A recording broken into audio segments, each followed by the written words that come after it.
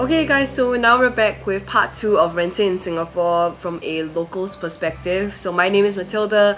If you're on my channel, your friend probably sent you a video of me talking about renting in Singapore finally after 1 year, and I can't wait to impart my values and also my lessons learned to you guys at home. So if you haven't yet, please like and subscribe, follow me for more content on Instagram and TikTok and also now YouTube. It will mean a great deal to me as well to know that people are supporting the content that I make and you guys like what I am sharing. So now, let's jump right in. So if you guys wondering why I keep shuffling around, moving around, it's because I'm a little bit uncomfortable because I think last night we had a power outage throughout all the units here within my space, and it's so devastating because the lights went off, everything went off, even my fridge was cut off for a while, which was so upsetting to me. But everything is mostly back on now, so I'm just trying to save as much energy as I can so it doesn't happen again. But anyway, let's jump right into the video. So today I'll be sharing a couple of things furthermore into the renting process and viewing process, and also some major cost considerations that you guys have to take note of. So now let's continue where we left off from the previous video where I was talking about taking you through an entire viewing. When you're at the viewing and you realize that hey, you actually really like this space, don't hesitate to ask any questions or concerns that you have at that point to the property agent. I think most of the time if you lose out, I would say it's because you don't really ask enough questions or you're not sure of what kind of right questions to ask. So I think here are some good questions. I'm gonna leave some text here. Some good questions that you can ask off the bat and the property agent should know. If not, you can also ask some of the questions to the tenants who are staying there currently. These people would know the best, and I have a set of questions right here that you can refer to. So now that once you decided, okay, hey, this apartment is really great, I actually want to put an offer in. So what happens now is that after you leave the viewing, you probably have to think about it a little bit. Okay, am I really dead set on it, or am I, do I want to explore another viewing? So let's say you choose to go ahead with this particular unit. So what you'll tell the landlords is usually something along these lines. I'll leave a screenshot over here, or maybe a voiceover where I'm showing you guys the screenshot. Usually I would just say hey, so and so, I would like to put an offer in for the monthly rent of a certain amount for X amount of months or years, and whether or not there are some things that we could discuss further on later in the entire renting process. So some things that you probably will have to discuss, of course you have to discuss, is your tenancy agreement, whereby all the clauses are in there in terms of legally binding you and the landlords together, or potentially some things that you want to fix before you actually move in, and you want the house to be fixed up before your lease starts. So yeah, this is how a typical conversation would go if, let's say, if you want to put in an offer. So just bear in mind, because the rental market nowadays, it's actually really fast paced. I've gotten a good amount of rejections already based on my offers, because I tend to offer a little bit lower than the market rate just to see and test whether the landlords have other offers or not. I don't really get hung up over an apartment. I don't like to put any emotional feelings into the process before I even get to the house. So I tend to be very realistic and say, okay, I can only meet the landlord at this particular rate. Is that okay for them? Or if it's not, then I can probably adjust, and that's based on the communication between me and the property agents. So now let's move on to the ideal scenario whereby your offer gets accepted, and maybe there's a bit of back and forth thereabouts that comes along, okay, hey, the landlord has kind of received another offer that was a bit higher, can you match that? And after all that communication is done, let's go into the process of the costs. So now why I want to share the cost upfront with you guys is because I think it's easier to paint a picture in your head and to prepare on how much exactly to prepare for renting in Singapore upfront, rather than going through the process yourself and having to realize, okay, wait, there's actually quite a bit of cost here and there, and things that you have to consider. So now, let's say your offer gets accepted. The first thing usually that you would have to put in is your good faith deposit. Now, what exactly is a good faith deposit? It is actually a sum of money that you put down to demonstrate your seriousness in renting that home. So it is probably the rent amount for a month. I mean, that was my case, you know. I mean, it could be very different for other people, but that was what I was told to do. I was told to just put in 1 month of rent just to secure that listing and for them to stop viewings for other people, so no one else could view the apartment anymore, and it was just going to be mine. Like, I choked that place, you know what I mean? So the next step after that that comes along would be your security deposit. So your security deposit is usually about, let's say if your lease is 1 year long, your security deposit will be 1 month's worth of rent. So now you see where I'm going with the cost part, right? It's gonna slowly accumulate, and I'm gonna do like some like text here so you can see where we're at right now. So that's like 2 months worth of rent right there already. The next cost that you're going to have to deal with is your stamp duties.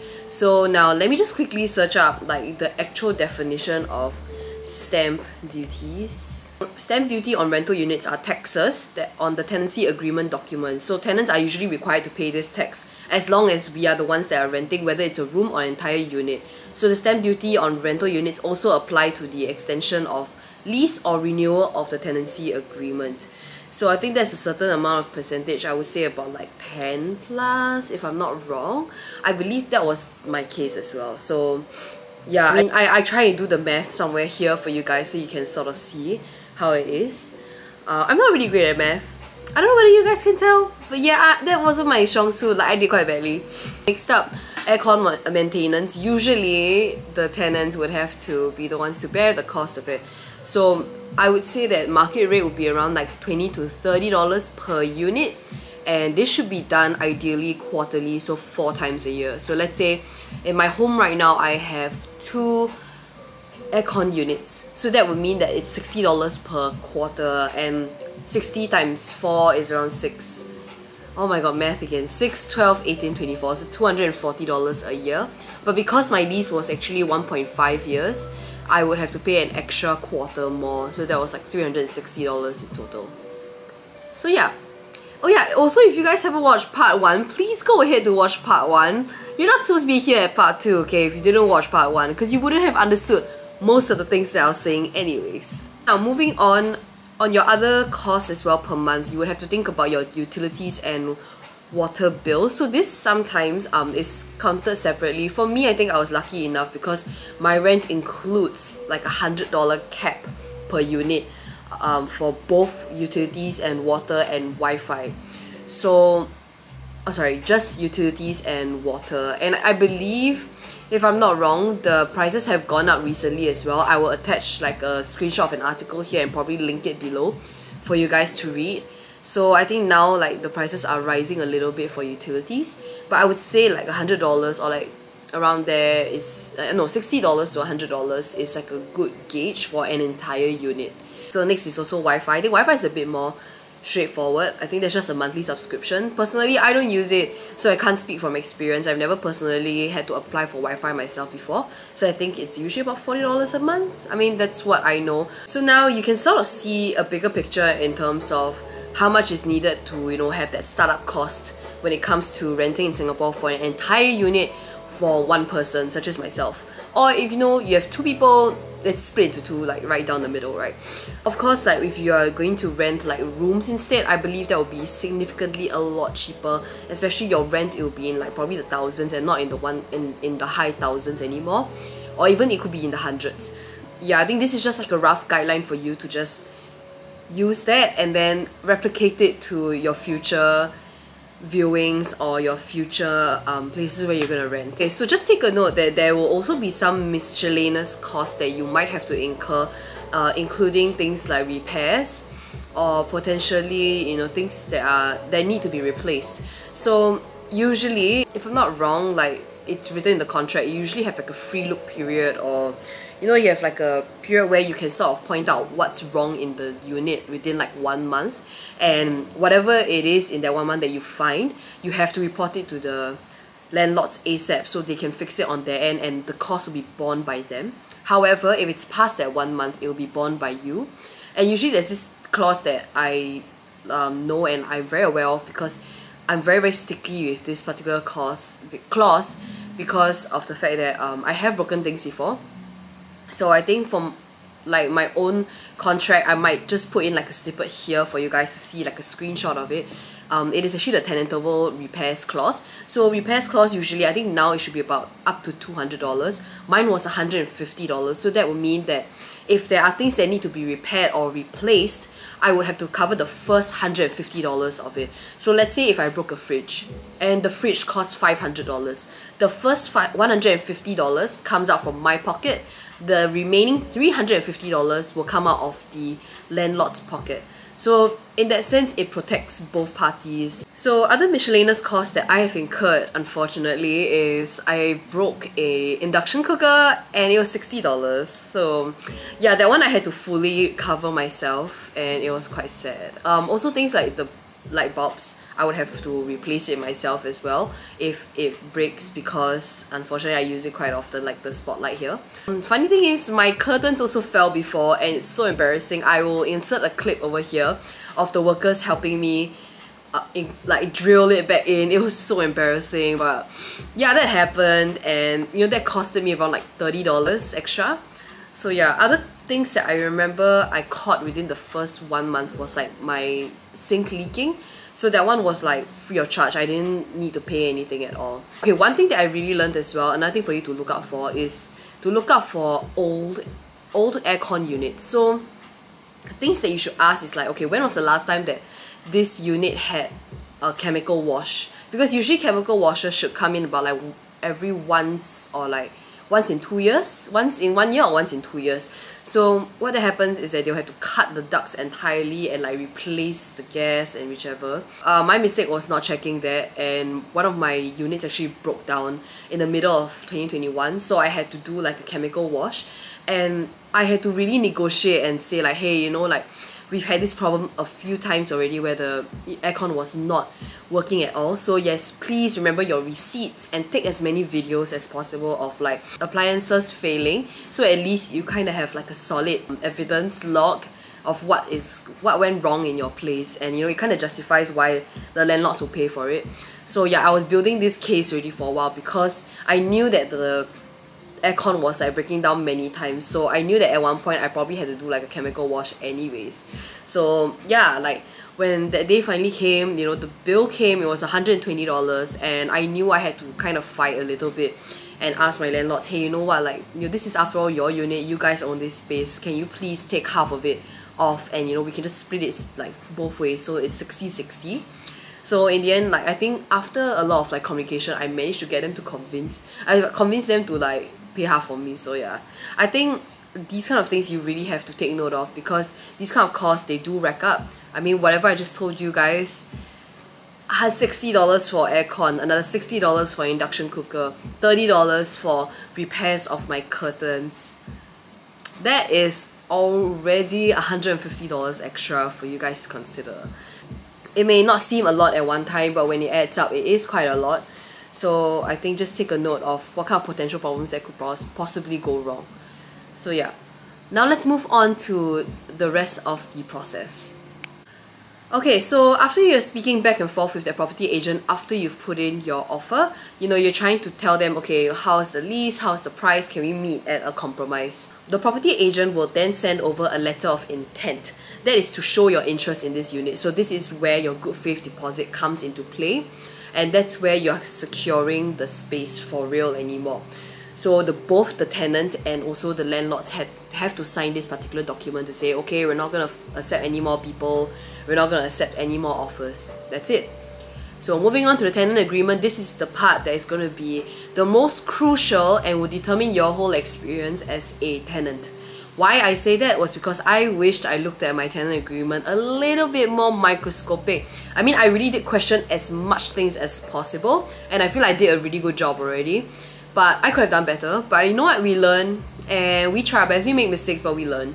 So this is all the T and C's. This is where I want you to bring your lawyer glasses. I want you to bring the best glasses that you have, best contacts you have, and bring it to the table and actually read every single line of it. One thing to note was that I did dispute one point, which was that I think there is like a termination clause. I think because we were in like the COVID period and I didn't really know where my career was going, or I didn't know whether I could secure a job within the particular year. I think I was a bit worried as well, you know, like, hey, it's COVID, like I'm scared I won't be able to get a job next year. So I actually made them include like a termination clause where it will allow me to sort of end the lease early if I were to get retrenched. So I think that was to really protect myself at that point in time. However, of course, you know, if you're not that worried about those kind of things, it's okay, just move on to the next part of the contract and the next clauses. So yeah, one thing to note, like what I told you guys, the small repairs, to make sure maybe it's getting as low as possible, like $150 is the best for me. I think now it's raised up to $200, but yeah, things to really take note of. So upon signing this tenant agreement, you would then have to pay that security deposit, which is the 1 month's worth of rent, like I shared with you guys, and to make sure that in case at the end of the rental period, if there's any repairs that need to be done, they can actually take the money out from this security deposit to cover the cost of it. So if let's say they need to paint and hire painters, they will take the money out of there to, you know, hire the painters and to pay them off. So after this was actually setting up the gyro payment already. So most landlords, they don't do like pay now per month kind of situation. It's always like through gyro payments. This will definitely have to be done at your bank. I went down to my actual branch itself just to ask them to walk me through the entire process because I didn't know how to do it. But I think now you can actually do it digitally, and I'm just like so lost, like what? I didn't even know you can do it digitally. But yeah, whatever, like I'm not that tech savvy in that way, okay, for banking. But yeah, so it was quite straightforward after that already. You just need to gyro payment all the way to the end of your lease, so it's a bit easier for them to like track back. Next up was stamp duties. This one is actually paid directly to the property agent. So mine was around like 100 plus as a one-time fee, and yeah, I didn't have to worry much after that. Aircon conditioning, so this was already built in, like I said, within my contract, so I'll show you guys the clause here. I just had to pay like a one-off $360 to the landlords, like as a pay now. And then yeah, Wi-Fi, all that, you have to do it yourself. And also utilities, you have to apply for yourself as well. So yeah, I think that's pretty much it for the cost, and I think I covered like the main and important parts already in terms of like, you know, what kind of costs that you might have to really consider, and also what you might commonly miss out as well. So I hope this huge part of the video helped you a little bit along your process. I always encourage people who are, you know, like wanting to explore renting, right? Just go out for more viewings. You never know what you might find. You never know if you might find a unit that you really like and you're absolutely in love with, you just want to put an offer in. I think it's always great. Like, viewings are free. That's what I always tell people. So go ahead and like ask for as many viewings as possible. Ask as many questions as possible as well. Of course, like I didn't get here because I studied property. Like I didn't do that. I just learned along the way, and I kind of adapted and figured it out from like the different viewings that I went to. But yeah, I think that was pretty much the bulk of what I wanted to share with you guys in terms of renting in Singapore as a local. Please let me know if you guys have more questions. I'll be happy to answer them in a separate video. I think that I've covered a lot of ground in terms of our costs, you know, the entire process and the whole lowdown of it. And I hope this video series has been helpful to you. I mean, if someone, you know, could give me like a lowdown of what to expect in terms of like the actual cost, I would have loved them for it. But yeah, I hope I can be that person for you guys, and I hope that I've helped you guys along in terms of making your decisions today. So yeah, if you guys have any more questions, please feel free to leave them in the comments. I think I've repeated this a couple of times. If you liked what you've seen today, please like and subscribe. I do more content on adulting, and also I try to do more like cooking, but slowly, yeah, like girl is a busy woman. But yeah, I can't wait to see you guys in my next video. Thank you so much for watching. Bye!